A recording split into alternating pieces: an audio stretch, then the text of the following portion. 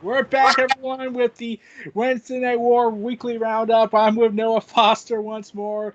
Um, oh boy, we had a 34-minute conversation before all this started. We talk wrestling, people. Simple as that. Eric, good to see you again. In case you folks are wondering, I am not working for the man or a company. I'm not even a journalist. I literally am just in my church attire. It's been a long day, but hey, I rewatched both shows because I needed to wake up my brain as well because I was fixing to fall asleep. So hey, let's go ahead and talk week 7. And we got some additional stuff now because they finally came out with their ranking system. Yeah, and AEW once again destroys NXT for the 7th week in a row in viewership. 7-0 in the ratings. AEW. What does NXT gotta do, man? It deserves so much better.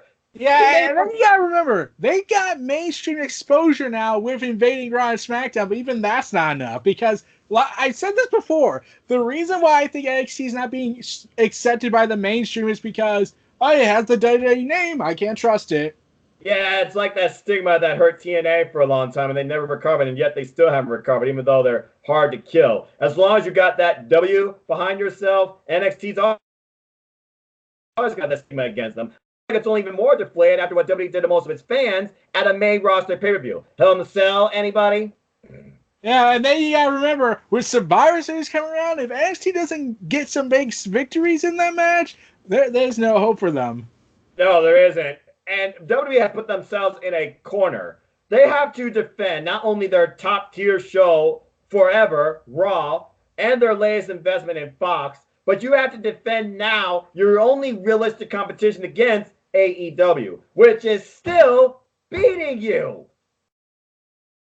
Yeah, and like quality wise, I have this opinion that NXT was the better, superior brand this week. But AEW had a lot of good stories going on. One big quality matchup for a lot of people. A surprise factor at the end. And then you gotta remember, oh wait, NXT also has the Invasion angle, the War Games angle, the Survivor Series angle, and then you got, everything else in between with Vince trying to get involved. Yeah, incredible action. And so far, NXT is yet to be tainted because the thing that's hitting NXT right now is invasion from former NXT stars from the freaking main roster, as well as other roster stars. By the way, main roster, my bad. The main roster is NXT. The other rosters are invading the main roster now. And that is an interesting angle because you're right. You got War Games, Survivor Series, and more building within NXT. But then you got AEW, who's right now, they're in reset. And because they don't have a preview for the rest of the year. This was AEW Full Gear Fallout. Yes. And also, did you hear what Matt and Nick Jackson said about the rating system, about the victory, win, and loss system? Oh, no, I haven't. What'd they say? They said that every year they're going to reset the system. Like, they'll keep the overall score, but every year it's going to change. Like, it's going to go back to 0 and restart from the ground up. Okay, so basically like a season where it's like everyone's on an even playing field. No one has no favoritism going in, but you can look at the history and be like, do I see these guys winning? Hey, DraftKings, I think we got another pick for fantasy draft. Looking at AEW, I certainly will fill one out. I love that, actually. It makes it every year feel like it's going to be different and more organic. It's kind of what NXT does at the end of the year because, as you know, War Games is their last takeover. That's it. Yeah, but then Daryl went ahead and was kind of mad about that because he was like, oh, this is just them just make certain that the elite don't lose their positions. Okay, I can understand people being a little bit about that because here's the thing, though. You got to remember, folks, the elite are leading the direction of this company. Truth be told, Tony Khan's the say all, be all, approve all, reject all. But the elite are the EVPs. They're running the company. They're guiding this company forward. They're about to change the world, not improving themselves. They don't need to. They love wrestling. They love pro wrestling. They want to bring you back to a passion of pro wrestling, but they also want to bring you something new and different. Hence when we got rising stars like MJF, Darby Allin, Jungle Boy, Jimmy Havoc, Shawn Spears reincarnated, Pac reincarnated, John friggin' Moxley, and more. And then, but like, I get why he thought that because, well, Cody does seem to have an ego, though really after what happened with the dollar, I think he's been forced to temper his attitude. Yeah, and you gotta imagine time heals all wounds, but also time brings wisdom. You gotta imagine the history that these guys have all been through themselves, either with each other or on the industry in general. I feel like Also, that's a positive thing. That's just my opinion. also crazy enough, the Elite went ahead and broadcasted their new episode being the Elite, and yeah, even they were joking about the mechanical issues. Yeah, I saw that, and he was speaking like a robot trying to read a teleprompter or somebody forced against their will to tell you the truth. What we are telling you is true. Please do not question it. We love our company. That And I was mean, funny. like the Revival have openly defied them and said, "We want out now." Hashtag FTR. Simple as that. I can't believe they're not going to be in that freaking triple threat Yeah, and then you tag got team match with the virus. Freaking New Day. Ben yeah. In fact, you want to know what the sad thing is about the Revival? what? Randy Orton stepped up for them and said, "Hey, let me take these guys under my wing. Let's do a faction all out with it." And Vince was like, "No." We are not going to do Legacy 2.0. That is old shit. It's not good shit. No. Well, actually, it's because for two reasons. One, Vince hates the Revival with a passion for obvious reasons, and two, it's because Triple H has confessed this in interviews and in that documentary of his. Vince has never been a fan of factions. Nope, he never has and never will be. That's why I'm scared to death if he ever gets a grasp on the Undisputed Era, let alone Adam Cole, baby. Yeah, and now the Revival's like, well, I visited my family for the first time in 3 months. I feel like it's time I should just go and be happy. So I want to have my company. Yeah, because in the end, it's a job, but I pretty much set myself up. I don't need this job anymore. I need to go find my passion. Yeah, also, Nakamura resigned, even though he was clearly phoning it in for a while. Yeah, well, again, the money, the lore, he loves surfing, his family's comfortable in Florida, and who knows, maybe Yeah, he'll I, be. I get that, and I get he doesn't have to work as hard as he used to in Japan. Yeah. It would have been cool to see him in AEW. I'm like, if they're in Florida, he could just move. They could just do that things there. I'm very curious, knowing AEW is coming to Miami, Florida. How many people from within NXT will be having a closer eye on their competition? It's gonna be very interesting. I'm thinking more like, like, like let's see. I'm trying to remember. Remember when Britt Baker was in NXT's Takeover event by Stephanie? Yes, and she's like, oh, good lord. Yeah, I would imagine if Vince was at that show, he probably would have told security, "Get her out of here. She's with the enemy." Yeah, exactly. Even though she wasn't wearing anything from the enemy at all. But I digress. But again, I don't find either of them as the enemy. I find them as my saviors because Wednesdays, followed by Tuesdays, are the best days of the week. Yeah, especially since CM Punk came back on WWE Backstage. All right, let's go ahead and cover that real quick. I'm just going to say this right now. People who feel butthurt, people who feel like you betrayed us, people who feel like you just screwed himself, let me talk to you. I'm not Eli Drake, but I don't think CM Punk is a dummy. Yeah, but I will say this. He did what he chose to do under his own behest. He said he wanted to work for Fox. Telling he's not working with WWE. We'll see what happens. He either signed his own death warrant again because while WWE Backstage is not apparently a WWE product under WWE contracts, it is a Fox-based contract. It doesn't mean that Vince will try and force his way in. Let's just see what happens. I will say this because the biggest reason they did this was because of viewership. Because guess what, folks? WWE Backstage, it's hurting worse than 205 Live, and that's saying something. What do? You bring in a name that people know that they're going to listen to. CM Punk. We'll Their see what first happens option this was week. Ryan Satin, and that failed miserably. Oh, yeah. Well, no one gives a crap about Ryan Satin. It's as simple as that. People don't trust any of those wrestling journalists, okay? Oh, and People trust. they got Dave Meltzer somehow after everything they've been through. Oh, God. The wrestling world will never be the same again. And I can only imagine how much he will want to talk about New Japan Pro Wrestling and AEW. They're bringing all this to you. Let me compare a match for you here. You have Braun Strowman and Brock Lesnar, but then you also had Kenny Omega and Kazuchika Okada. Now, you think about those two matches and those series and get back to me on which one you thought was better. Pipe bomb! Yeah. That'd be funny. But anyway, CM Punk, good luck. I look forward to hearing your voice. It'll be the first time I actually tune in to WWE Backstage, as long as it's not sports oriented. Give me some WWE stuff. Give me your thoughts on the company's people within. I don't care about the. It's going to say he's going to be an analyst. Yeah, on a roundtable type basis as a rotating host out. That's why they got Samoa Joe, who can't wrestle, by the way. That's why they got Paige. That's why they got Christian. Because the permanents, it seems, are Renee Young and Booker T. Whatever. Yeah.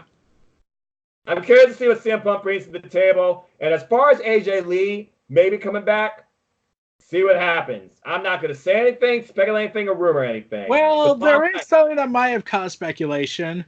Yeah. I mean, hey, who knows? Fox on WWE went ahead and responded to AJ Lee say nothing much happened on here while AJ Lee was away.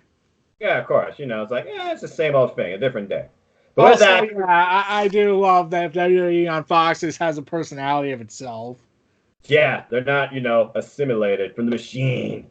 Well, then again, they're their own machine. Who is the person running that account? That's a good question. I honestly don't know. Who is the bigwig here? There has to be somebody here bigger than Vince, because even Fox is pressuring Vince to straighten up, or else. And who knows what that could mean. Yeah. But this is about Raw. This is about SmackDown. We rant, we ramble, we talk, we criticize, but we're also here to analyze. As we discuss the best day, once again in wrestling, the Wednesday Night War, NXT and AEW. So we had the AEW Fall from Full Gear, and we have the NXT continued saga of not one, not two, but three stories.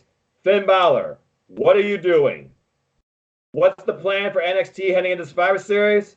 Who will win the NXT Wars at War Games and prove their dominance for the main roster? Who leads the brand? More to come on all of that. And that's why I'm also wearing orange, because I don't have a gold shirt. Anyway, let's start with AEW. So AEW, again, they recap the events of Lucky AEW Full Gear, which my good friend here got to see live. Lucky! Anyway, they talk about everything except for one match. Hence the reason, lights out, unsanctioned. But they recap all the events that occurred, all the moments, all the matches, including what was the biggest story hanging out of it, MJF, Cody, and Jericho. We'll get more into that later. We go right into the show, and of course we get our panel after the pyro and the theme. The theme's okay. Tony Schiavone, good old JR, Jim Ross, and of course Excalibur, who doesn't know how to shut up. And I appreciate that. By the way, Jim Ross, give him some slack. Y'all can't even do what he does. He's trying. He has lots to give. I appreciate sometimes when he's on point, and he's trying. He even has harsh criticism against himself. He doesn't need you all bringing him down anymore, all right? In fact, Jim Ross said something in an interview about the Kenny Omega John Moxley pseudo death match. Yeah. It was like, No. He said this. This was the first match in a long, long time I was forced to challenge myself. There you go. And he was willing to take the challenge. And I think for a good degree, he exceeded or at least passed it. Good God almighty. I mean, that was hard for JR. That was outside his world. But again, he's willing to learn and try. Hence with the Japanese wrestling as well. Because he was really hard on himself during the Emmett Sakura and Riho match. It's okay, JR. I don't know half the stuff either. And NJPW and Stardom are my number ones and number twos. But I digress. Anyway, after that, they talk about the rundown for the card. We're going to get tag match, the Dark Order, versus Jurassic Express. Nyla Rose in action. Paige versus Pac. The real rubbers match, because as far as singles go, because again, wins and losses matter in singles, trios, and tags, they are 1-1. This is it.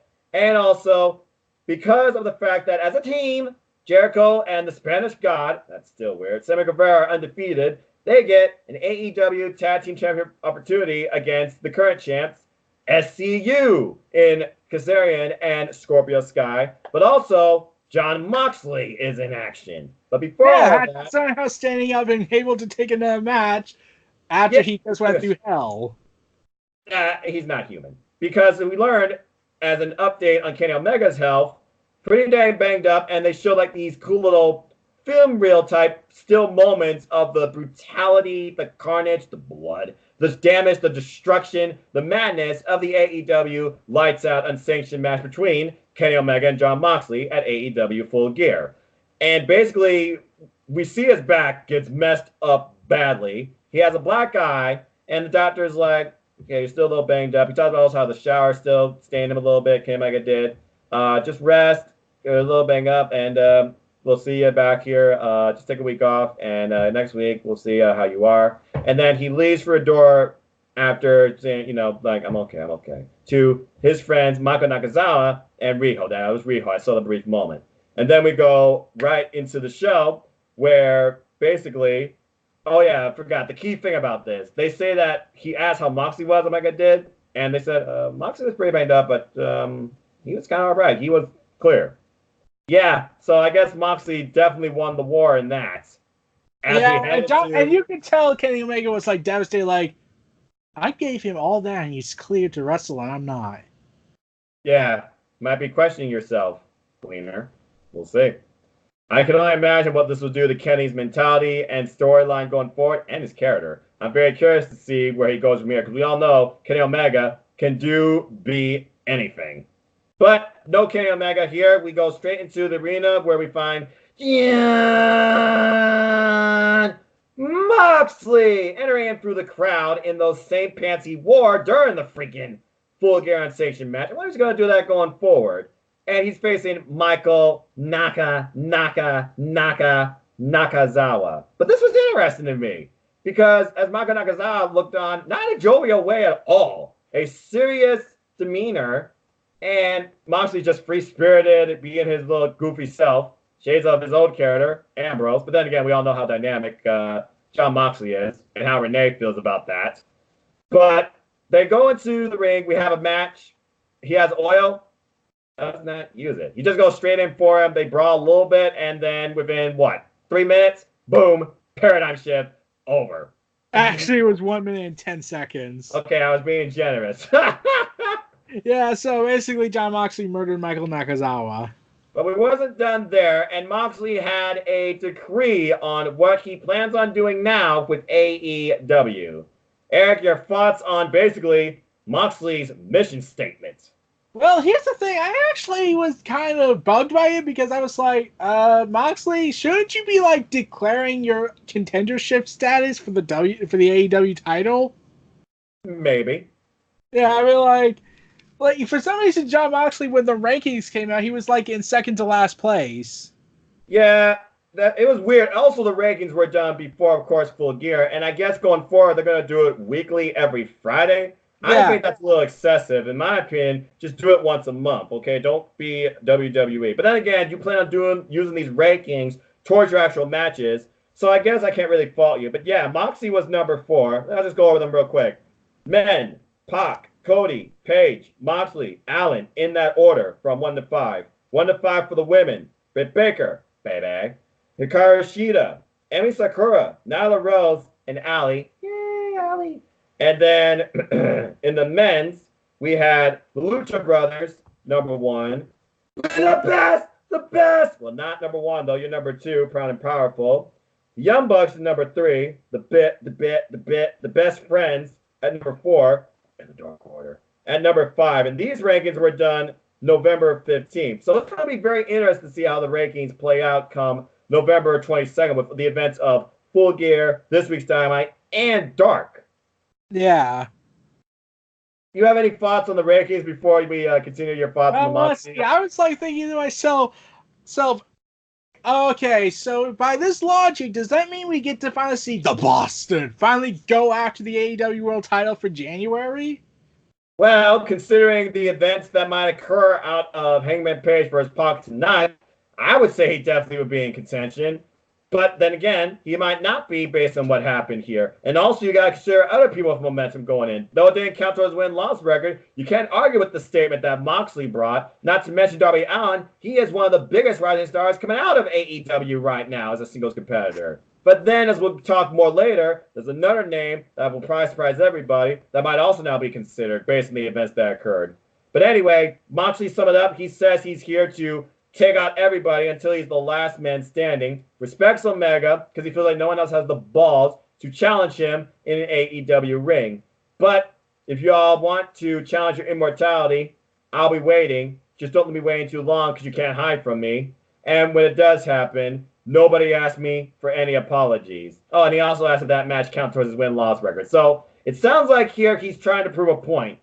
Not only how alive he is, but truthfully, nobody, and that means nobody, can be on Moxley's level. This isn't about going for a title. This is about Moxley proving he is the standard bearer of AEW. And I'm curious to see what happens going forward. And then he just leaves. Yeah, John Moxley, he's having fun more than he ever did in WWE. He is alive, period. And he's just doing his own thing, he's going out for the crowd and stuff. You know, he's not going to live in anyone's shadow. I mean, Moxley's here, folks. Deal with it.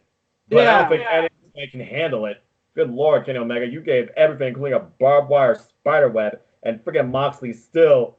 How the hell is Moxley cleared? It's beyond me. But, all right. But every man, good grief. But due to the fact that this match was 1 minute and the fact the match on NXT was nearly 13 minutes, that means that the tag team match between the Dark Order and the Jurassic Express happened in this match as well. Yeah, this is why I was going to talk about that match next, because, I mean, let's face it. There wasn't much to take away from this. It still surprises me that Jungle Boy is zero in everything. Dark Order, they tried to basically recruit Marco Stunt after pinning him for basically the Dark Order. Jungle Boy says no. They say, I respect that. And then he sticks the Creepers and Stu Grayson on him. Evil Uno does. Only before he can make Jungle Boy into a Creeper, per se. Luchasaurus returns and takes everybody out.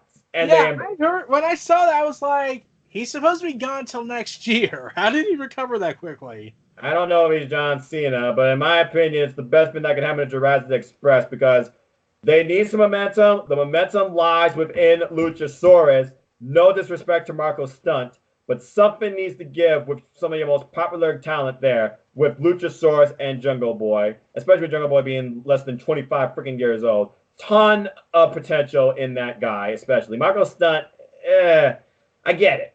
He's a little guy. But over as Jericho says, but I can't get behind him and Jungle Boy being tag champs, nor Marco Stunt being a top-tier competitor in AEW. I honestly don't have much on this match. It was a back-and-forth brawl where Marco Stunt got thrashed, Jungle Boy got a couple of hot tags, and the Dark Order won. Do you have any further thoughts on this match? Yeah, not really, but I do have some interesting details from Jungle Boy from what he said in an interview, or I think it was that room service series they do where they go on tour, where they're on tour and everything. He revealed about the other place where he tried to join up with them, but then they said, "Oh, we'll sign you on one condition." Oh, good grief! What could that condition be? Can you gain 30 pounds for us? So you fat shame Samoa Joe, but you skinny shame Jungle Boy. Wow. Yeah. Also, don't forget, they fat shamed Kevin Owens when they lingered on the fan sign saying Fat Owens fat for like 2 minutes. Oh, good grief, people. Anyway. When I heard that, I was like, so let's see if I get this straight. What do you want? Do you want a super skinny, muscular guy, or do you want the Samoa Joe, Kevin Owens style? He wants the hybrid in between. He wants Brock Lesnar. And Roman. Yeah, and Roman. Heck, maybe Seth Rollins now at this point. Anyway. Rollins is just serving up and giving everything Vince wants. True that. Kiss ass. All right, so let's go ahead and tune into NXT because the first match after the introductory segment basically was a culmination of itself over these two. Again, I simulcast these shows every Wednesday night. Wednesday nights are my favorite. So we start off. Before we get to that, there's something I must tell you. What? Chelsea Green was on there in a dark match. Well, at least they're developed. I figured they had to do dark matches before the show at this point because you've got to get people to realize who these people are if you're going to bring them in, especially with the vast talent you have in the NXT Performance Center. I'm wondering where the hell Joaquin Wilder is at this point, but who does she face? She faced Catalina Garcia. Catalina Garcia. Oh, okay. So she brought her back down to NXT. Oh, all right. Well, Catalina got her time on Raw. Chelsea Green still has yet to show up on NXT TV. Maybe someone will give after War Games. Someone has to. Well, again, maybe if WWE actually showcased these dark matches, we would care more, and maybe you could give us some more intel into the NXT product. Because again, the beauty of AEW, they're using everything at their disposal on the internet in all their series. From the Room Service to Being Elite to the Nightmare Family Chronicles to the Road to Dynamite to Dark. Yeah, and I think that might be the key component problem with that. It could also be a double-edged sword because you're basically saying to fans, yes, we trust you to understand everything, but in order to understand this storyline, you gotta watch this other storyline we're doing on this program, and in order to understand this one, you gotta go watch this one, you gotta watch that one, you gotta watch that one. It's like, okay, I'm glad you trust me, but we kind of just want it self-contained in one show. Yeah, well, that's when we have to reach out and be like, you're supplying too much content to give us the stories across multiple platforms. And stretching Please. out and causing this whole wait, why is this person feuding with this one? Because not everyone has the internet to watch them. Yeah, I'm about to say, okay, I mean, if you can spread it out a little bit, appreciate it. I feel like Dark and Diamond are more than enough. And then you try and clash it all with being the elite and these room service things. I mean, do the road twos during pay-per-view build up, that's fine. Do countdown specials, that was brilliant, but maybe just leave everything with Dark and Dynamite and that's it. Because yeah, if you supply too much content, you're gonna lose some of your audience because they're gonna be Yeah, lost. like look what happened with Halo 5 Guardians. Oh, good grief. Like I did not know a thing what was going on in that, and I was told by Microsoft, oh, read the books, read the comics. Just no Cortana. Good grief. I didn't get a chance to mess with the Halo series at PlayStation, but I mean, hey, people have made a show off at Red vs. Blue in their own way. I'm surprised you didn't refer to that or Machinima, but I digress. All Machine right, went out of business. true, but then they became Inside Gaming.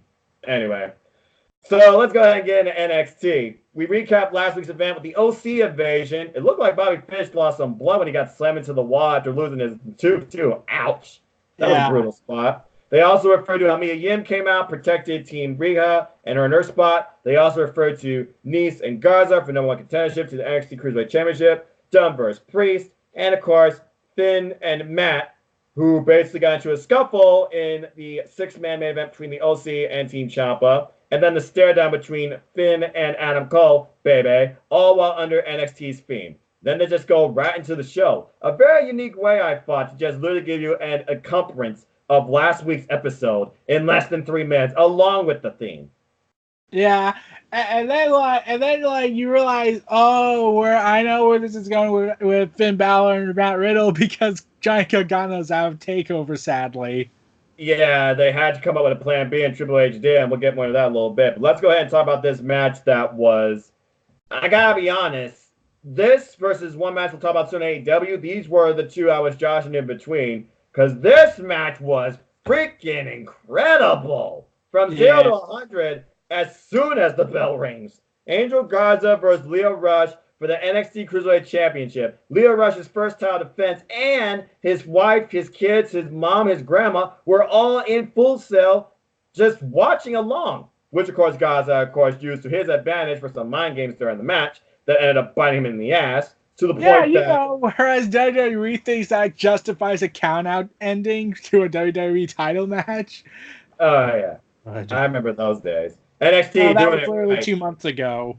Yeah, and I still haven't forgotten.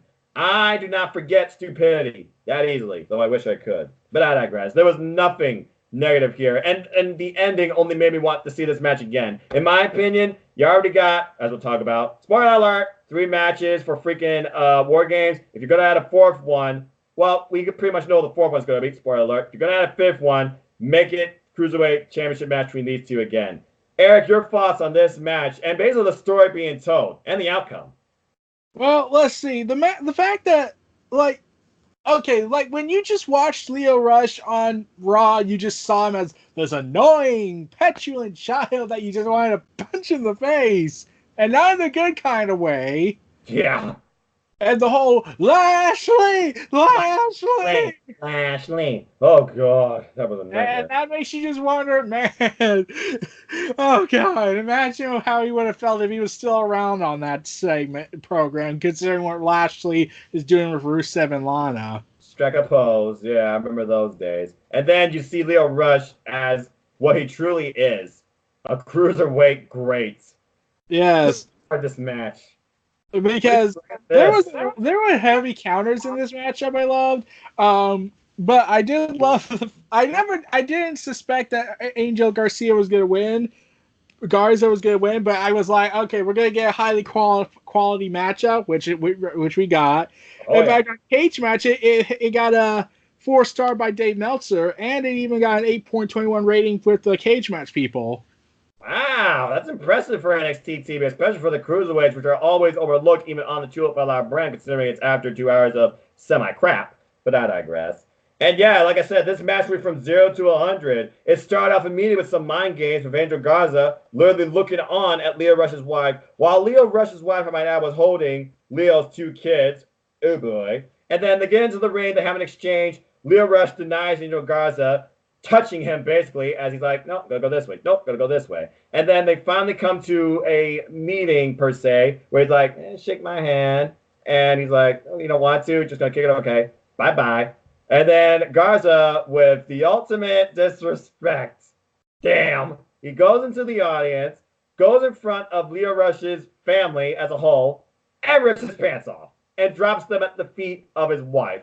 And as we learned later on the 205 Live recap of this match, this pissed Leo Rush off.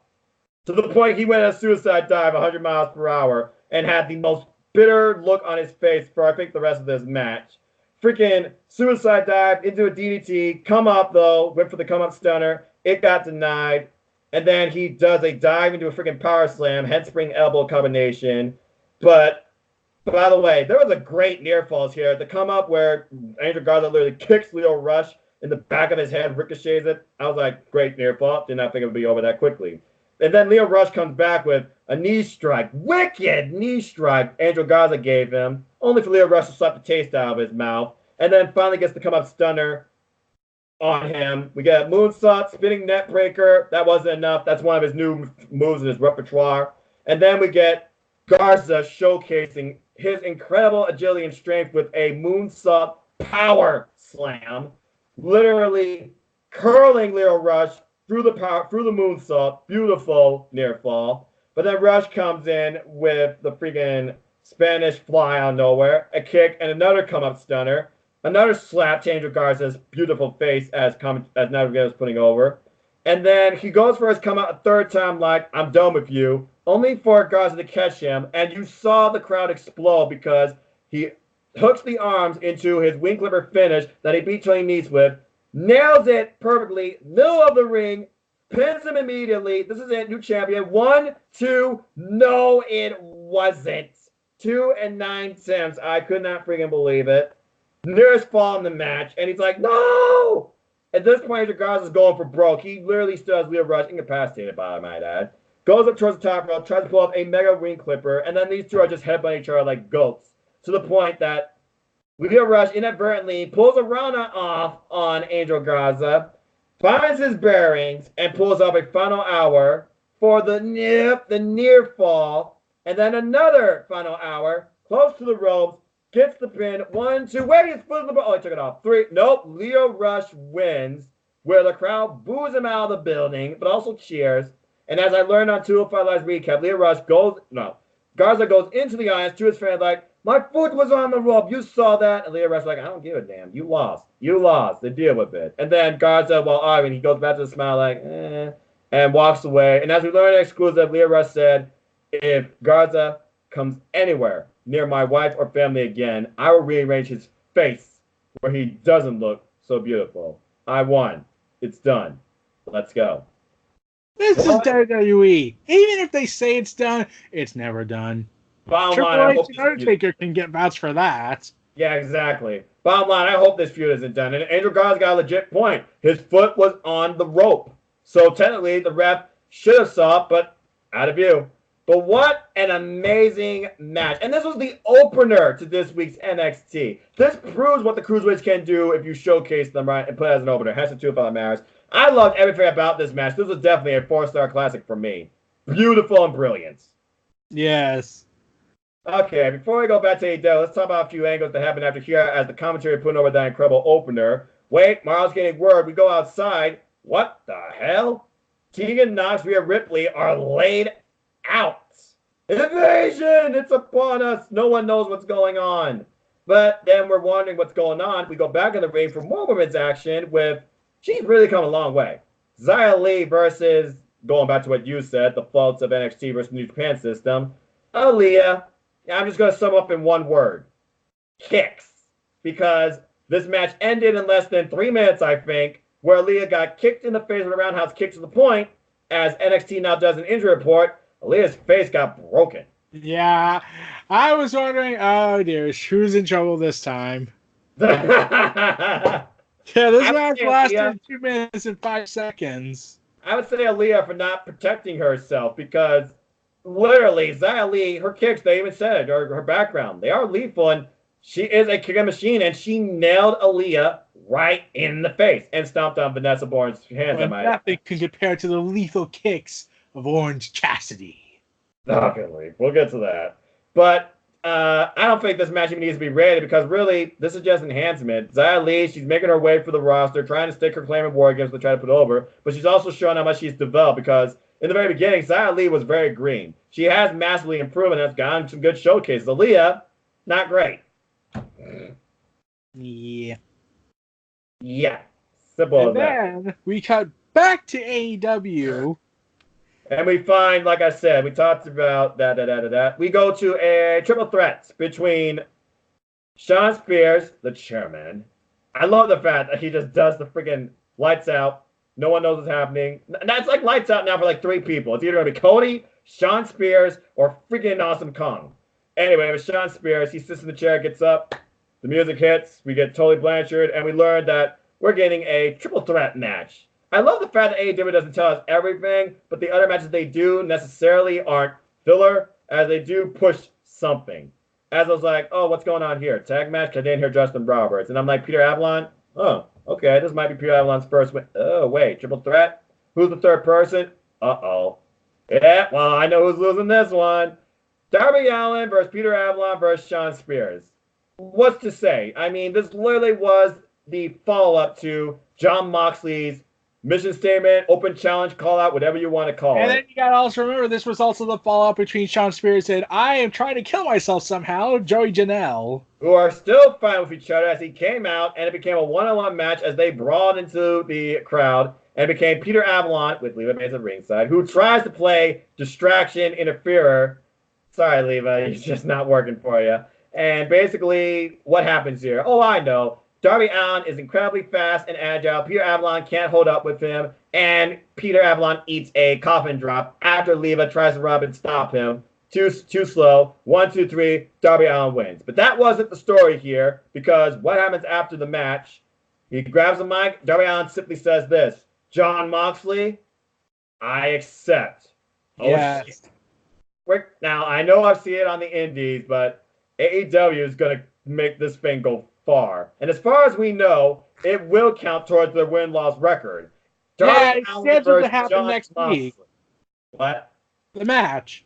Oh, yeah. Anyway, what do you guys say about this triple threat match that became a single? It was relatively short. Really, I kept wondering, Levy, you do realize you have a thick hardcover book. Why don't you just throw it at him? It's no disqualifications. It's a triple threat. Thank you, exactly. She needs to play more of a distraction. Avalon needs to win finally like Leva did, even if she didn't do anything. That's a hardcover book. You don't think that would have knocked someone out in the head? Whack! I mean, like, if 2 YouTubers could honestly think the greatest idea they could do was, and this might get a little dark, thought it was a good idea to use a thick book to shield themselves from gunfire, because that actually happened, and failed miserably at that. Let's not talk about what happened in the aftermath. All I can say is someone got arrested. Yeah, I was sailing on that video last time. Freaking YouTube. I mean, This match was literally 2.5, run of the mill. Not much more to Yeah, say. but the fact that we're finally getting Darby Allin for this John Moxley, I was like, wow. I mean, like we don't have any pay-per-views yet, and yet we're doing it. Yeah, again, they're giving us quality content because they have to reset themselves and rebuild towards the next big fuse for the next pay-per-view, whatever that might be, unless they build their anniversary special, pay-per-view caliber, because again, they do have the anniversary special. They also have Homecoming. They have 2 TV specials, but no more pay-per-views or free pay-per-view type shows coming up, as far as we know, this year. Yeah, and but yeah, the fact that we're gonna but yeah, next year's gonna probably be crazy, and especially when oh well, I'm still hoping Tessa Blanchard becomes world champion in Impact. Yes, but hard to kill so darn soon for Sami Callihan to lose the title. I just don't see them doing that. Well, But this is Impact Wrestling. Even they have short title runs. that is true. Anyway, she's still the world champ, by the way, of Women of Wrestling, folks. Go watch that. Access TV, same channel. Anyway, yeah, this match, not much more to it. And then following this, not much more to this match. I mean, literally, this match is about who should you look out for, who is getting wins, who could be a threat. Who's the bigger threat in the women's division right now, competitive-wise, besides Nyla Rose, who squashes someone named Danny Jordan. And as far as I know, Danny Jordan did not have like a record number underneath her name. She was literally there as an opportunist and got crushed for it. Yeah, and then we got the legendary "There are 8 million ways to die." She's one. Yes. After we get a Dustin Rhodes medical update, who's still going to be out a couple of weeks based on the heinous attack Jake Hager did on Dustin, where he basically broke his arm. They also about... Dustin's also going to do commentary this coming week for AEW Dark. Correct, I saw that. Also, we did learn one more thing that AEW is introducing before the Kong thing, as you talked about, and I'll let you get into that because that's more of a story thing. AEW is doing their first Dynamite Dozen Battle Royale, where the winner will get a AEW emblazed diamond ring. Now, they didn't say if that ring could be traded into anything, or if you get multiple of these, does it lead to something, or this could lead to a championship match. But I'm very curious what this event could lead to, and if the ring has any premise on the outlook of the AEW wrestler that could win it. Your thoughts on that battle royale and the prize? Well, when I heard this idea, I was thinking like, okay, this could be like a way that I think this is. I kept thinking, I was nervously thinking like, is this like some sort of bypass way to ignore the win-loss system and just go to the title shot, or this is my thought that they're going to do the battle royal with the top 12 best win lot with the best wins going for them, and then just have the match be like that. But I felt like they should just like clump up all the losing superstars who have the most losses and just bypass their way to the line. I'm very curious to see. I'm sure we'll learn the competitors in this program to be dark next week. Yeah, how they I'm also thinking like, so is this like the version of the X Division title where they could trade it in for the world title in Impact? I don't know. Maybe it could lead towards a tag team title opportunity. It's really weird because again, AEW right now, no mid card title. They literally have the tag titles and the singles men's titles, and this is going to be for the men, not for the women, because they don't have 12 women. Yeah. Not yet. In fact, actually, wait. Someone made a reference to this. NXT has only one extra woman over AEW. Oh yeah. Now that I think about it, you're actually right. They probably have like 14, so maybe there's NXT, I think someone said this. NXT has 15 women, AEW has 14. Yeah, except NXT rates it more on them. And maybe Yuka Sakasaka would finally show up. I wonder what she's been doing. She's been gone ever since that freaking triple threat. Hope she's okay. But I'm wondering, will we ever see Kylie Ray again whenever the time is right for her to come back? Or when are they going to sign Mercedes Martinez? Stop teasing us. Big Swoley Mercedes Martinez would definitely help this roster. I love their match in AEW Dark. I completely agree, especially Mercedes. But we'll see, because again, Mercedes Martinez, she works heavily with Rise. We'll see what happens down the line. Again, their women's division is the weakest part of AEW. They need to develop it. They have a lot of potential with who they have signed so far. They need to capitalize on it strongly, quickly, just like they did with Riho. Build someone up as strong as you did as Riho. Shayna has potential. Britt Baker, incredible potential. And Allie has incredible character dynamic to her. Use her well too. There's some others I can figure out as well, but I can talk more about the women's roster another day. We can basically evaluate the entire WWE roster one day if y'all want us to. But anyway, so let's go ahead and go back to, well, you know what? Yeah, let's go ahead and talk about that segment real quick. So we come back and we find Tony Schiavone interviewing my personal favorite, Allie.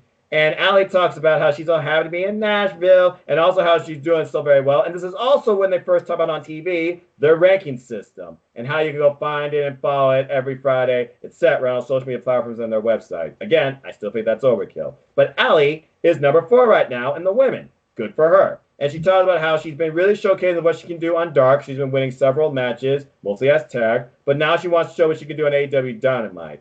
But however, and I don't know if this was just on purpose or someone just dropped the ball, during this entire segment, as soon as Allie started talking, lights started flickering, Titantron changed. I was like, uh-oh.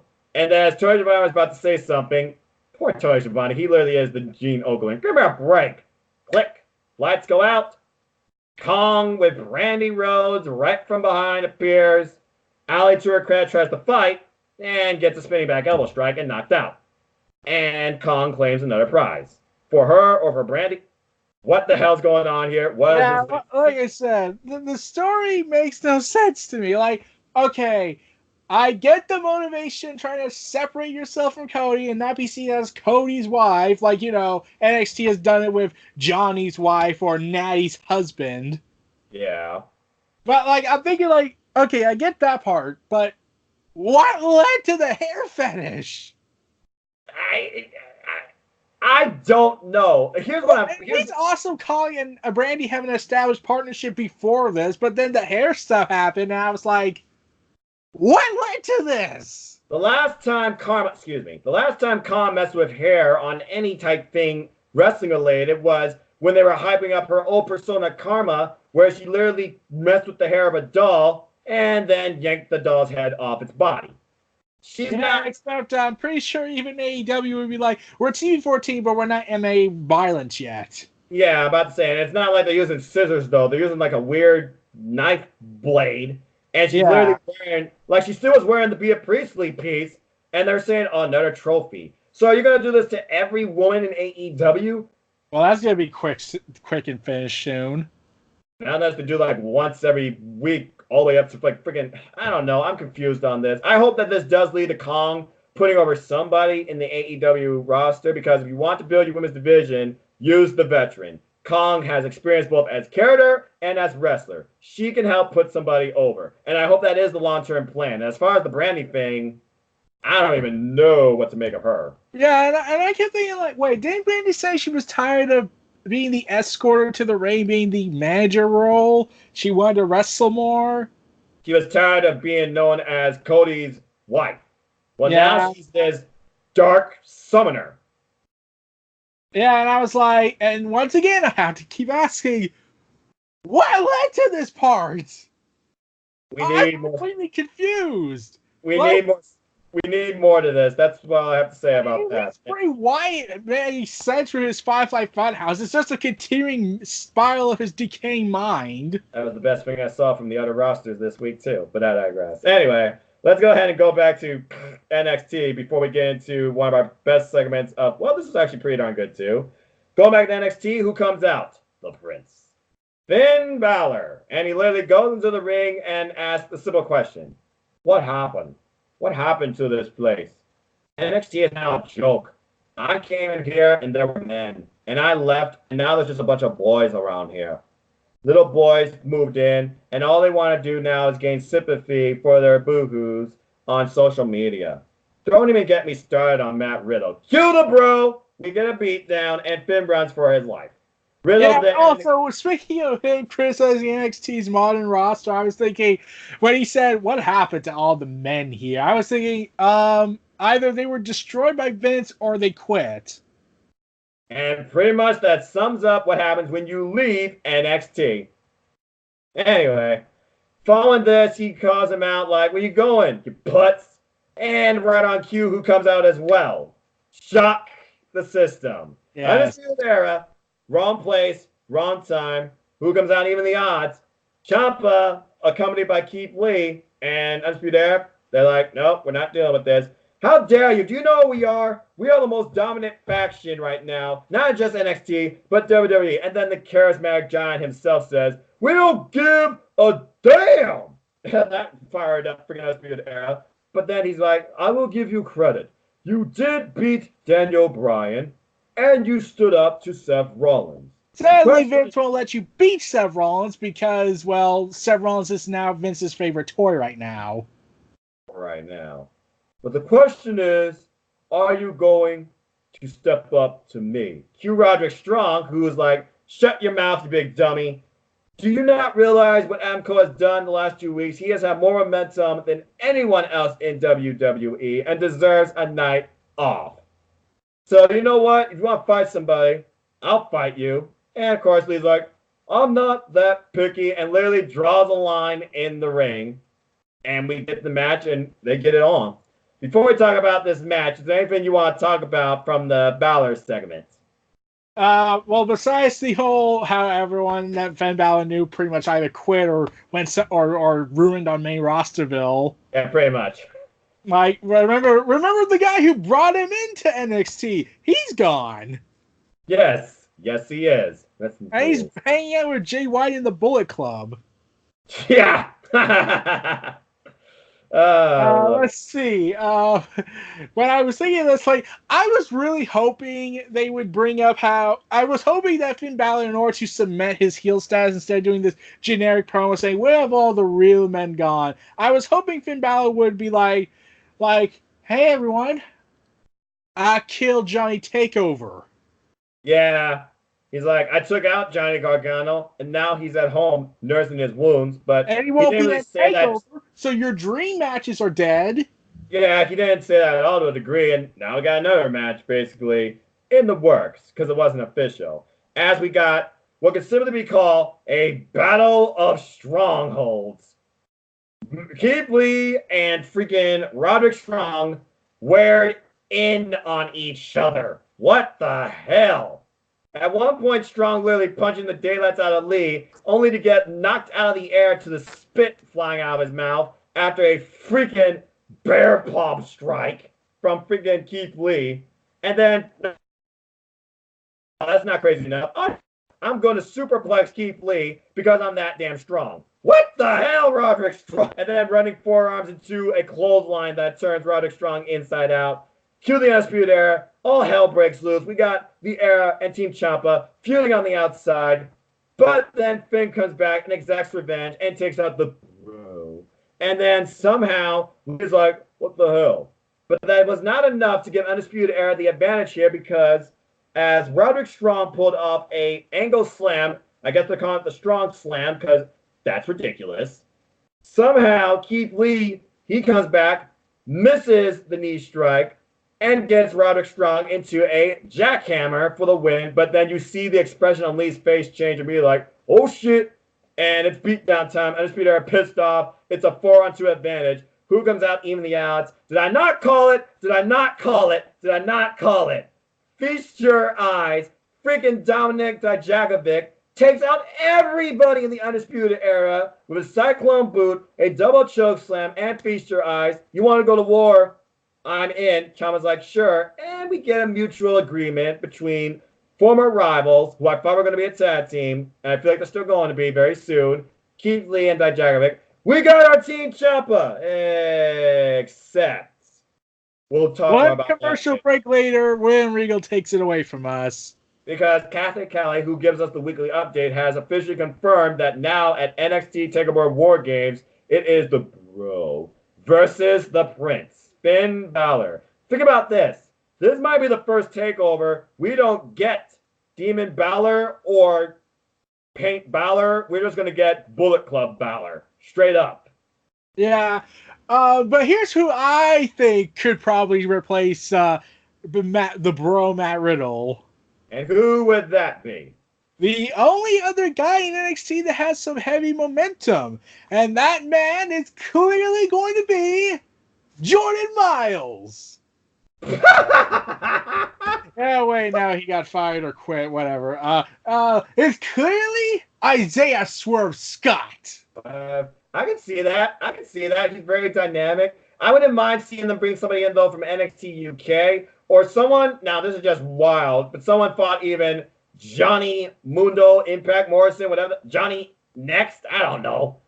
That'd be Yeah. wild. Also, here's the thing about Keith Lee. I'm thinking this. Imagine if they did it. Keith Lee, the bask in its glory versus the in-ring general Walter.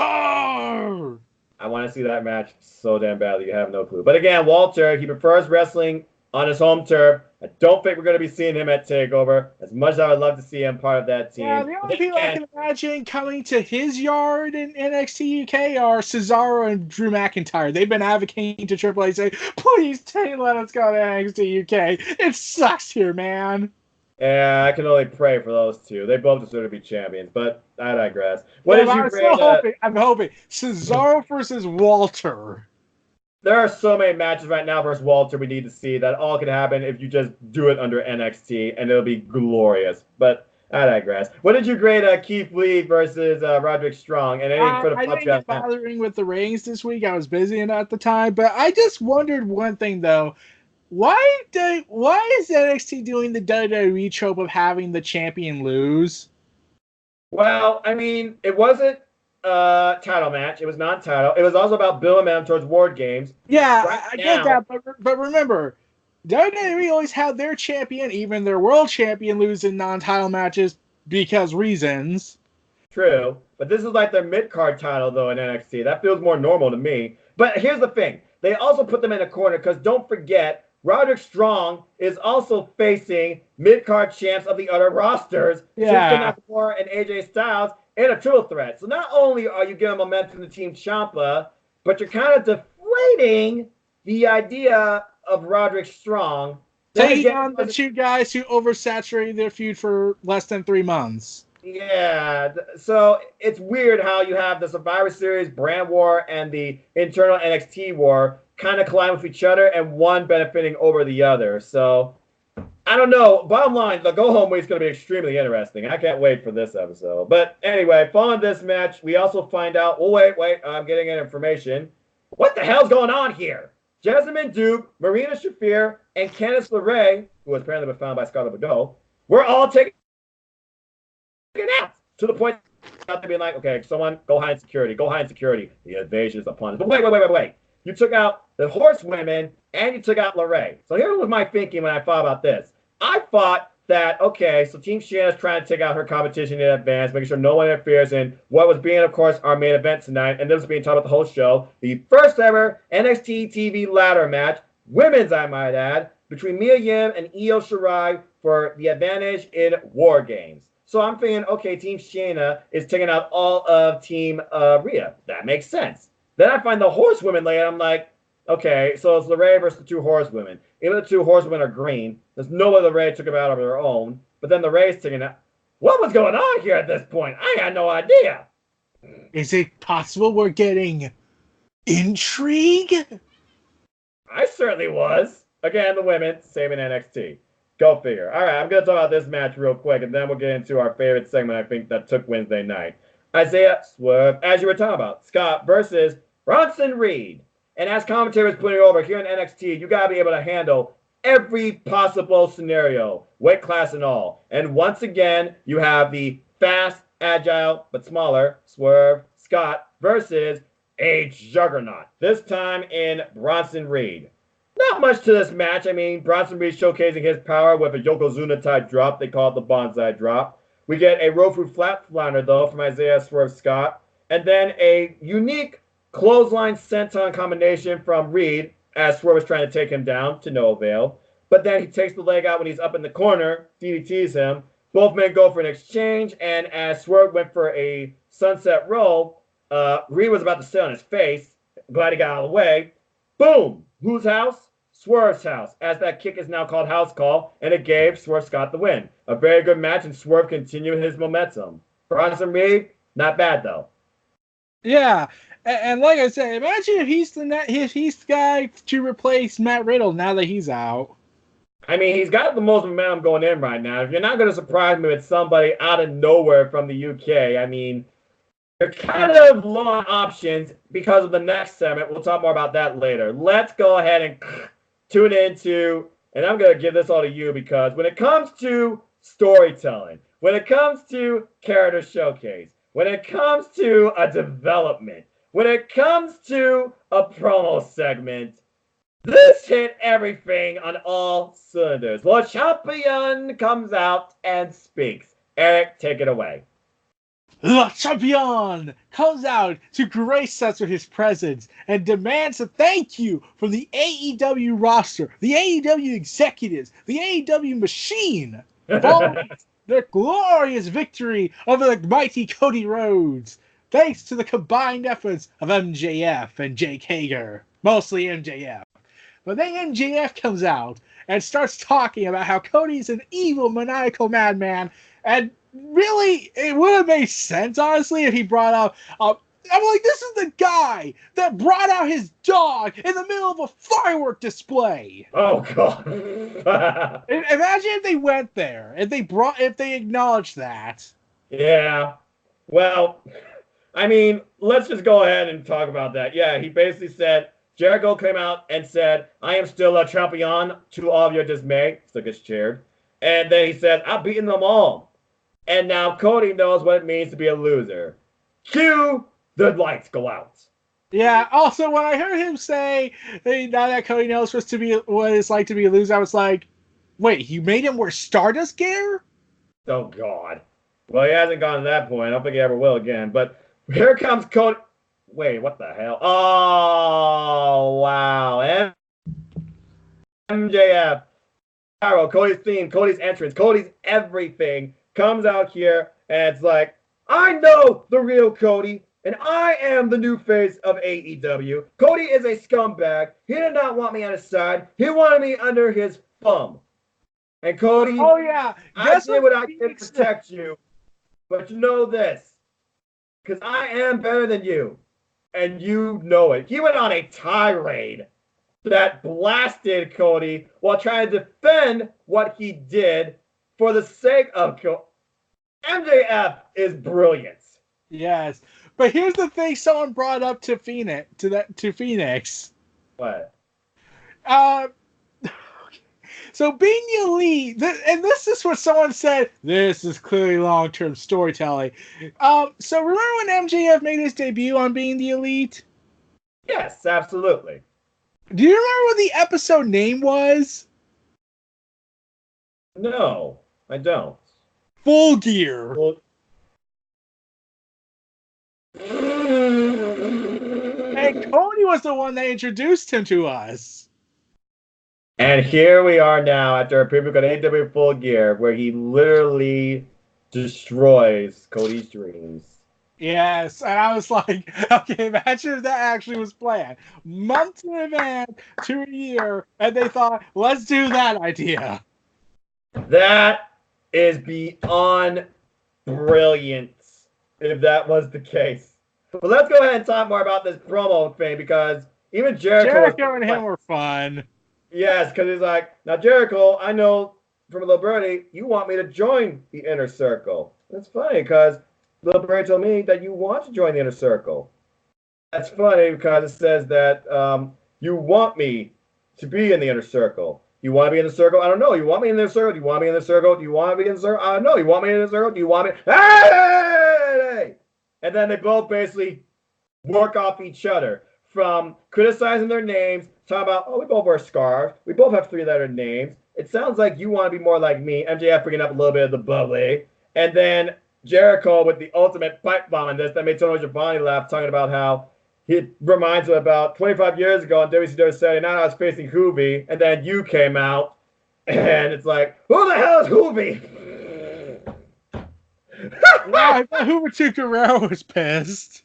And I was surprised they acknowledged WCW because WWE owns it. Yeah, I know. I bet they were pissed.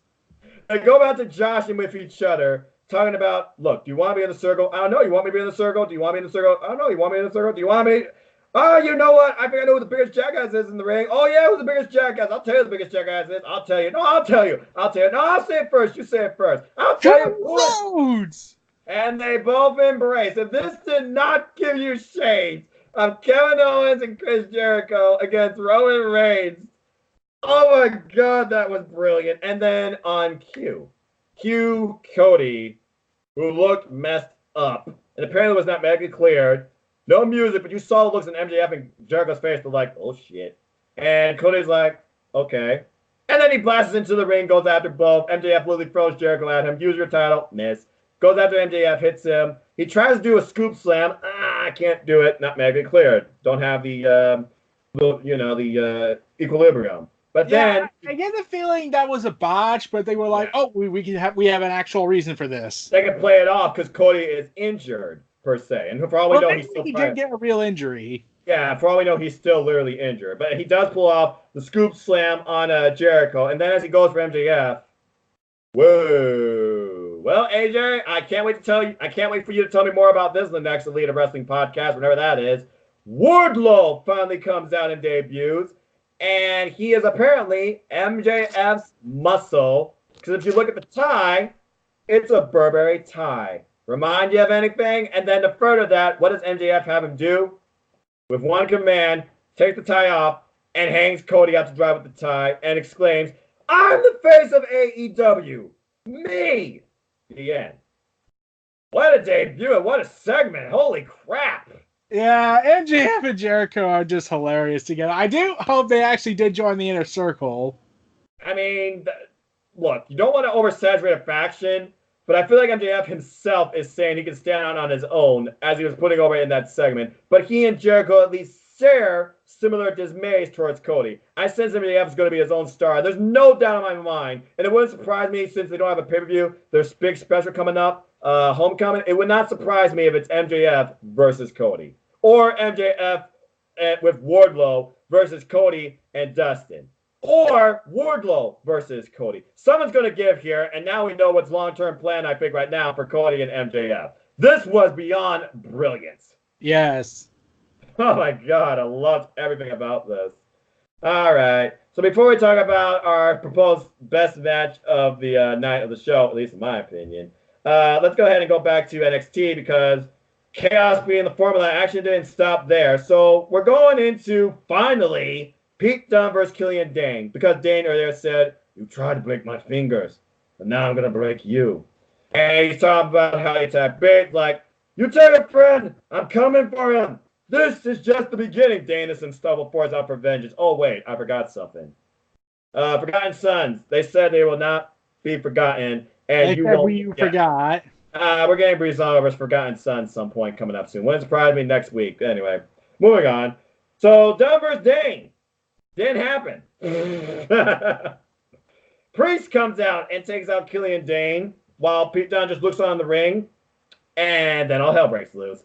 Dunne and Priest attacking each other to the point that all three of them are going at. Dane takes both men out. There's security. There's referees. And then Priest takes over after taking out Dane by throwing him into the steps, goes into the ring where Pete Dunne's being restrained, roundhouse kicks his face off, Pete Dunne's down, and Priest is standing in the ring by himself with security, takes them out, including throwing one out to everybody via crucifix bomb, taking out security, referees, Dane, and Dunne. But somehow, Dane and Dunne, they get up and are still fighting each other, but Priest is not going to be left out. He's going to do a step-up torpe con hilo and take everybody out. Priest stands tall. If we do not get Priest versus Dunne versus Dane triple threat at War Games, I will be bloody disappointed. Your thoughts on this segment and match that didn't happen?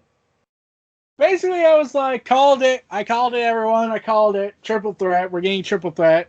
You called it. It's got to be. Make the announcement already, Regal. I have to follow it. Yeah, and then before we get our main event, before we got our main event with Io Shirai and Mia Yim, they also announced that we will get Dominik Dijakovic versus Adam Cole, baby. In a ladder match for War Games Advantage. The men's ladder match. First ever in NXT TV history. Now, here's the thing, though. Do you not see the height of Dijakovic? He's only going to need to climb like 4 rings. You better have that kid suspended higher because that match is not going to last long with that giant. I'll tell you that right now. He's my pick to win it. Yeah, but then on the AEW front, we get what many people were debating between, was it Leo Rush and Angel Garcia or Garza, or was it Pac versus Adam Page? Well, I mean, this match had everything to it. It had the end of a rivalry for it. It had the history behind it, and everything from history showed itself here. So, I mean, what can you say? Pac out of the gate, kick, moonsault. He goes for his freaking black arrow. Page gets the hell out of dodge immediately. Page capitalizes with running drop kick, torpedoing Suicida, apparently Tony Schiavone's favorite move, as they put over on commentary. Excalibur was having the time of his life with this match.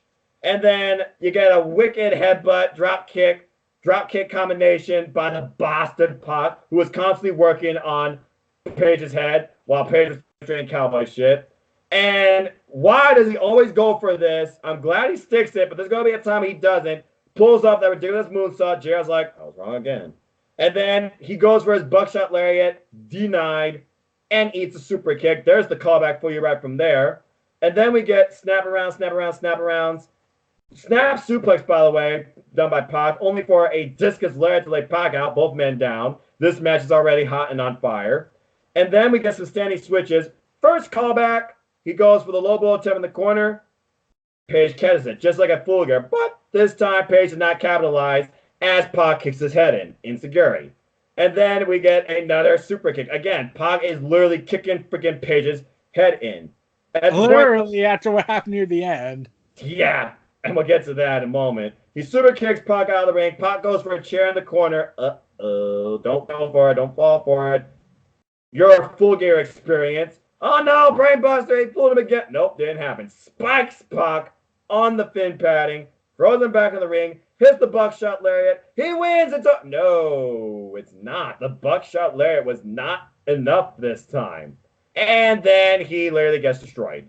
Pac punt kick. Another punt kick. 6 stomps to the head where it looked like Page is incapacitated, if he wasn't already. Then 4 more stomps. Then 3 more stomps. I'm surprised the ref did not disqualify him. And even JR, who's very critical on the help of everybody, of course, and old school refereeing, he's like, ref, do your job, man. Check his arm, see if he's conscious. At this point, I think you and I both knew Page was not. But Pac was not done. I did actually think he was legitimately knocked out. Yeah. I mean, well, he was after this because call back to the first match, Black Arrow to the back, and maybe just out of sheer pain, Page reacts, and then Brutalizer, no movement whatsoever. The ref calls for the bell immediately. Pac wins the series, still super pissed off. Yeah, and then I was like, is Pac okay? Because his face turned purple. Yeah, I'm about to say, where'd that come from? Is he that angry with himself that he's causing his own head to freaking change colors? Is he that much of a hothead? Like, I understand you got beat up a little bit. He got the DDT. Like, both men got brutalized here, but Pac won. You figure he'll be happy. Go with it. It's like, Tony Schiavone puts it over. Nothing will make this man happy. And I'm like, damn. Well, that's one way to end a rivalry. So, yeah, between this match and the freaking opener for the Cruiserweight title, jeez, I can't call which one I liked better, honestly. Well, Dave Meltzer certainly did. He gave the Cruiserweights a 4-star, and he gave Pac and Page a 4.25. Again, both were pretty much right within a quarter range of each other. I almost want to give it to the Cruiserweights because it's the second time now they've done a Cruiserweight Championship match, and they outdid themselves. While I've seen this series now between Pac and Page, this is the third match. It got intensified, but it relied on a finisher similar to the first one. I'm just going to say personally for me, I'm going to switch those around. I'm going to give it to NXT for the match of the night. Okay. That's just my personal opinion. Yeah, and then you got to remember, like, we've had Pac and Page fight each other 5 times this year alone. The first one was the week before Double or Nothing, which ended in DQ. Yep.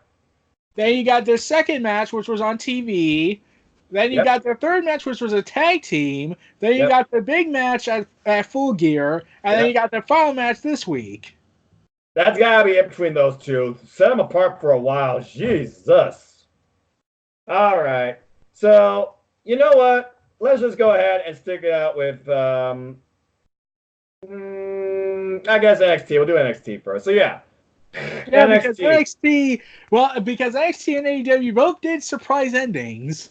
Yeah, they did, and both events were pretty damn awesome in my opinion. I mean, let's go ahead and talk about that ladder match. So, first off, Mia Yim, she's interviewing backstage about the chaos, and are you worried about what could happen out there? Q, basically, Mia saying, I'm focused. I've been in fights before. I've been up against the wall, but I've proved that I can defend myself. That's how I got my spot on this team. And it's like Ciampa said, we are the main roster. So if Raw or SmackDown wants to get involved, I'll be ready for whatever angle they come in.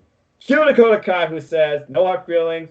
You got the spot. You deserve it. Just know if anything does go down out there, I got your back. And so we go into this match. After, of course, like you said, we get Adam Cole versus Dominic Dijakovic again. Reminder, ladder match next week. That's going to be freaking insane. And we also got our War Games rundown as was made official. It is Finn Balor versus Matt Riddle. That's going to be insane. I think you should open with that. And then we got the two War Games matches, which obviously are going to have one match apart from each other. It feels like to me you're going to end with one of the War Games matches. I feel like based on build at this point, it's got to be the women. But that's just me.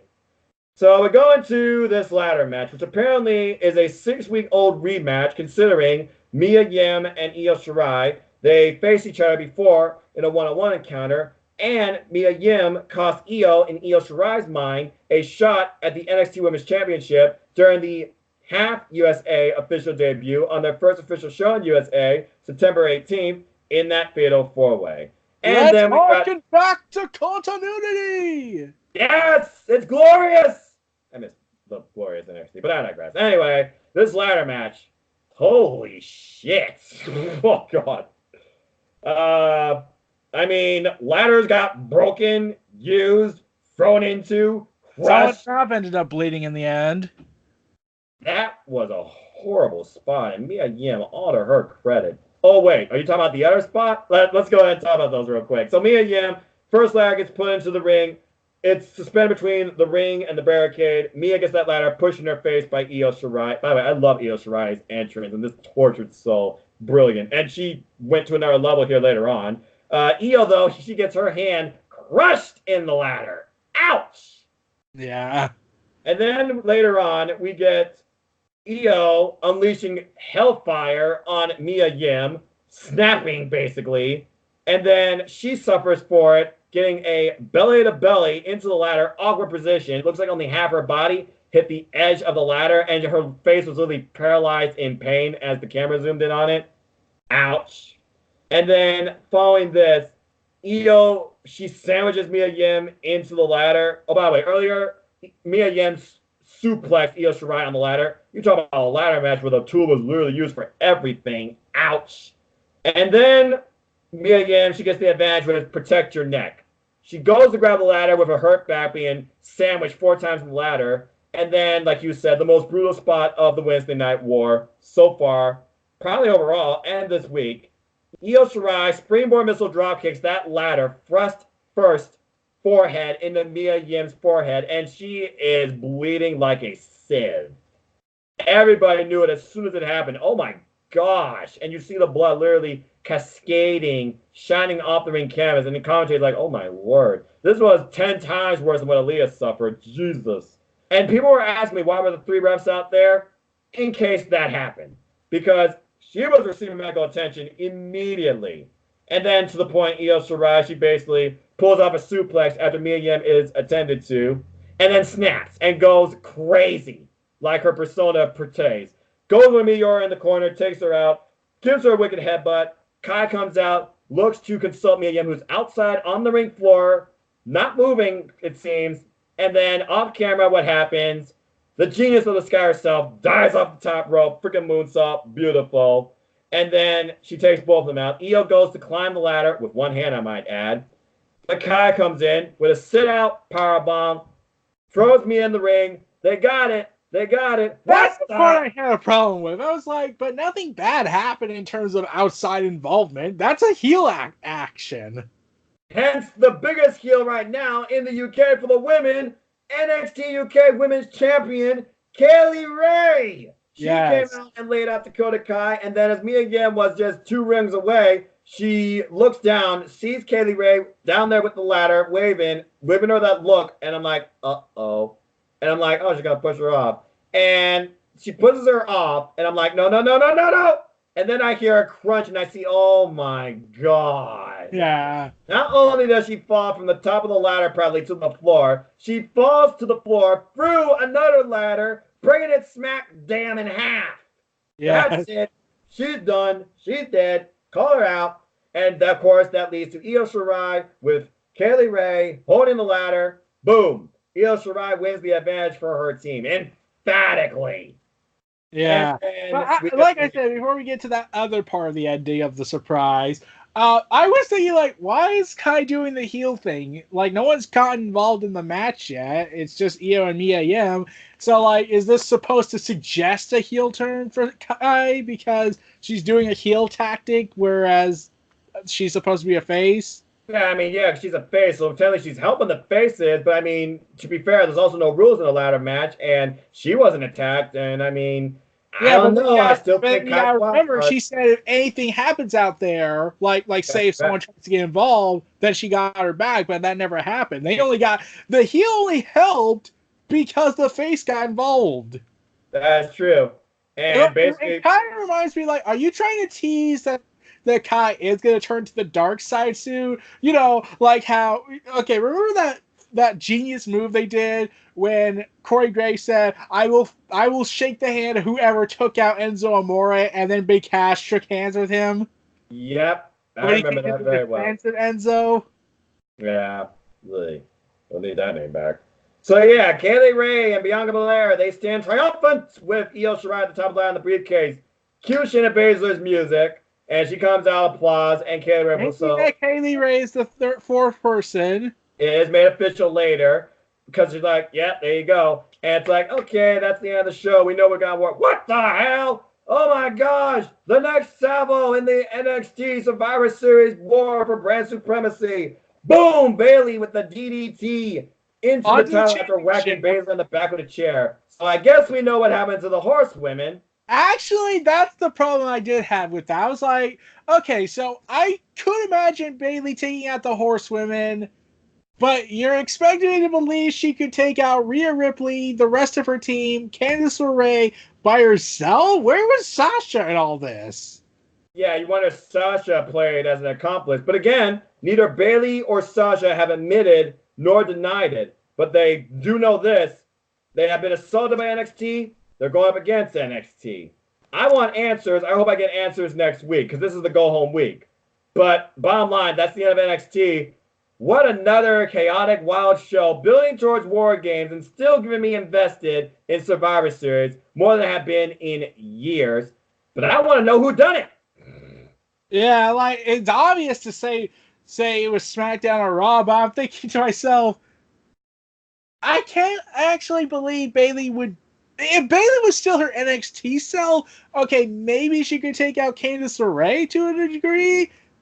But all of the women involved in War Games were taken out by Bailey? Like, I know she has an equalizer with a chair, but no, I can't believe that. I completely agree. But again, we'll have to see what happens on the Unless other they go with the Vince McMahon philosophy of Superman booking. That doesn't work in NXT. Anyway, so back to AEW. We got our main event for the AEW World Tag Team Championship. Oh, wait. No, we didn't. We forgot about the friggin' commercial thing. Is it me, or has every week somehow involved a chaotic brawl on AEW Dynamite? Yeah, pretty much. I almost think that's overkill, except with the fact that they are doing it a little different every week. Because this time it started backstage, and then of course you have the most over guy in the company, Orange Cassidy, and Cinderella's like, I'm just gonna close the door. Yeah, I And was just thinking, in his like, face. you fools! You unleashed the most lethal man in wrestling! Oh, he's closing his door, okay. Yeah, do not cross. They go out to the stage. They're fighting like madman. We get the blackjack, which apparently is sock filled with baseball. They're working over Nick Jackson's leg to the point they top in the set, bash it with it. They're like, we're the best, the best. And then I'm like, oh, look, that's that same spot they put Ricky through. But that was like a soft top. And then he gets spray can and makes a target. And they powerbomb Matt through it. I'm like, okay, well, that. Oh!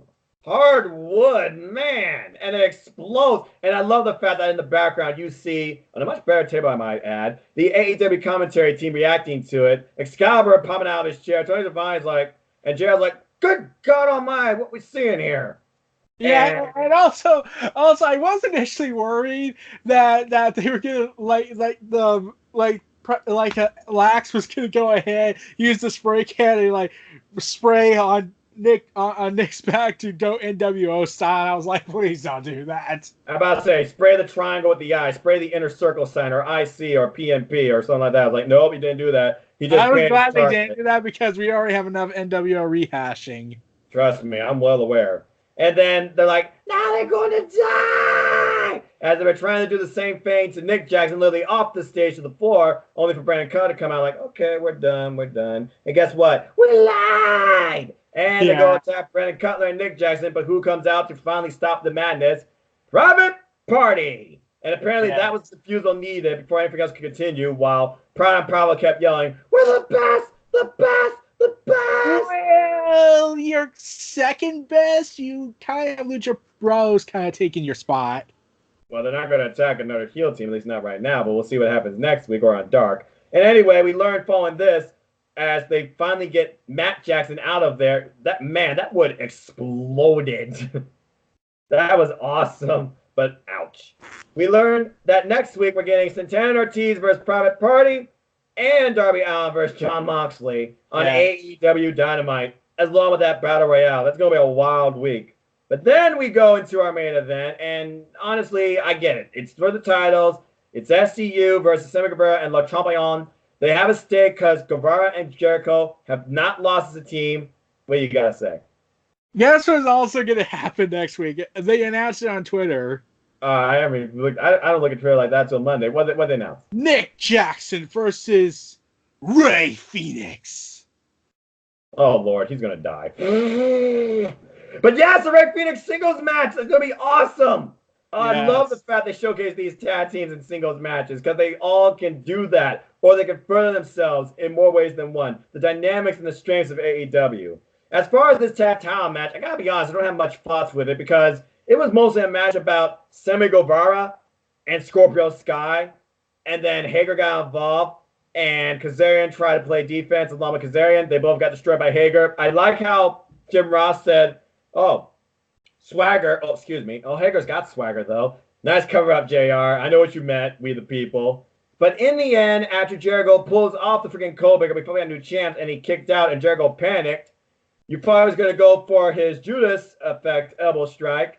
Instead, he gets caught in the most dangerous move in all pro wrestling, a roll-up, and Scorpio Sky has handed Chris Jericho his first pinfall loss period, in AEW, much to Guevara and Hager's dismay, and Jericho blows a gasket.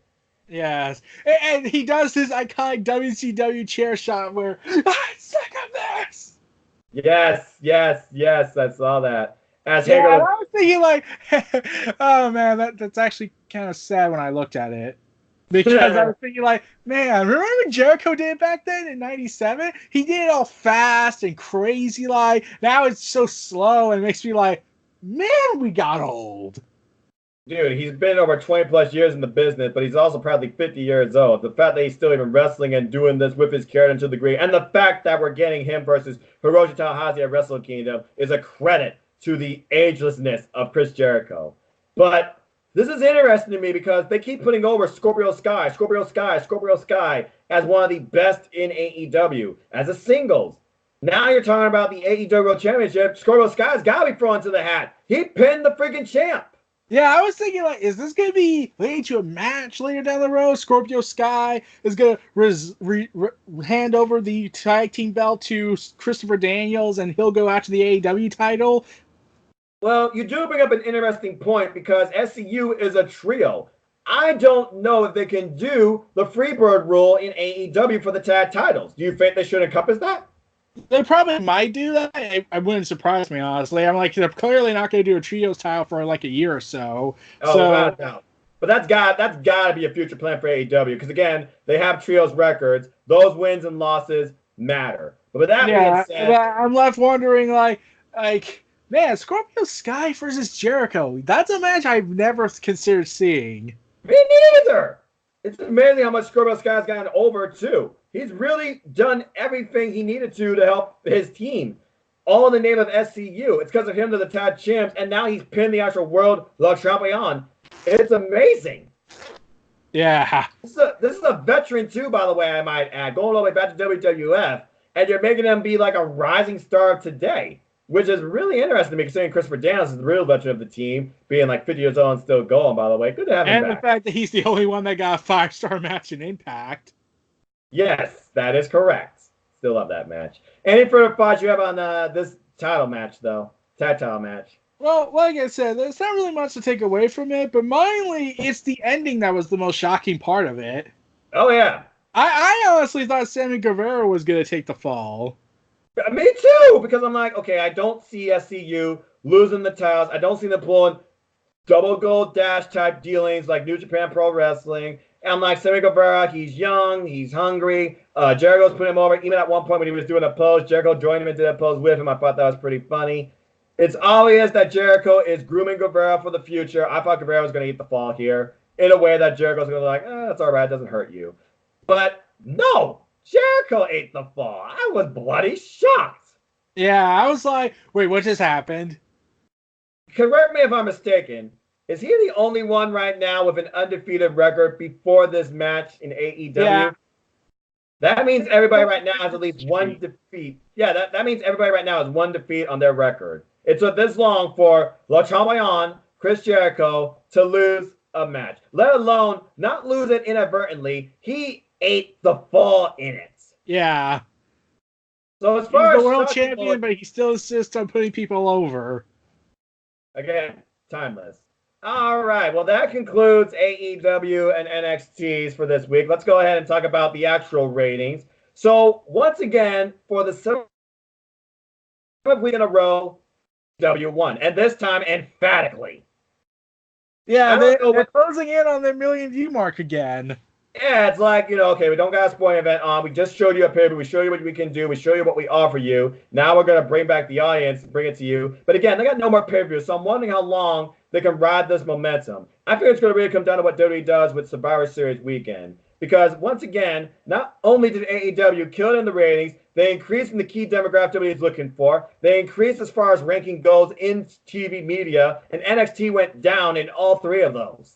Yeah, and then you gotta remember, NXT is trying to get this big push from Vince, finally, where he's trying to say, hey, they can hang with the guys in my brand, in my shows, in my world, in my domain. And NXT has like 3 different storylines going for them. They got the Survivor Series storyline, they got the War Games storyline, and they got Finn Balor playing the wild card. Yeah, exactly. And now you also have this blood rivalry between Damian Priest, Pete Dunne, and freaking Killian Dane. And yet that's not enough to convince fans to go watch them more than over AEW. All because of the stigma that you are associated with because the other brands suck at times. Yes, mostly Raw. Well, for 7 weeks now, when I look at my personal rating between NXT, AEW, and a draw, I just gotta put it out like it is. 2-3-2. I am 2 for NXT, 3 for AEW, and 2 for a draw because after that one super close week, I had to give it this week, though, based on the content I saw alone overall versus the one great match, the surprise, and the promo. I gave my personal rating this week to NXT. Me what too. About you? NXT won for me for this week. Yeah. Well, we got the go home to Survivor Series weekend and War Games this coming week. And we also have a first ever in AEW, a battle royale to give you a diamond ring and figure out what's going on there. And we also got to figure out what's going to happen now with Le Champion. Not to mention we're getting first time ever in AEW, Darby Allin and Jon Moxley. That's going to be nuts. Yeah. But there's one last thing.